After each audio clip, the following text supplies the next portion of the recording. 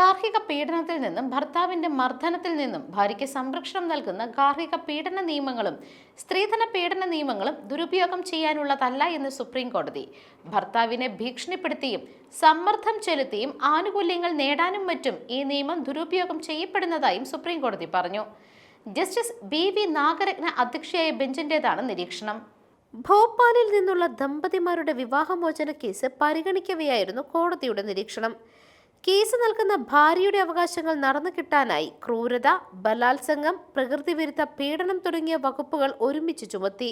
ഭർത്താവിനെ സമ്മർദ്ദത്തിലാക്കുന്നതായിട്ടാണ് സുപ്രീം കോടതി അഭിപ്രായപ്പെട്ടത്. സ്ത്രീകളുടെ ഉന്നമനം ലക്ഷ്യമിട്ടാണ് ഇത്തരം നിയമങ്ങൾ പ്രഖ്യാപിക്കുന്നത്. എന്നാൽ ചില സ്ത്രീകൾ ഇത്തരത്തിലുള്ള നിയമങ്ങൾ ദുരുപയോഗം ചെയ്യുകയാണ്. ഭർത്താക്കന്മാർക്കെതിരെ നിരവധി വകുപ്പുകൾ നൽകുന്നത് ഒരു പ്രവണതയായി തുടരുന്നു. ഇതോടെ ജാമ്യം നൽകാൻ സാധിക്കാത്ത അവസ്ഥയാണുള്ളത്.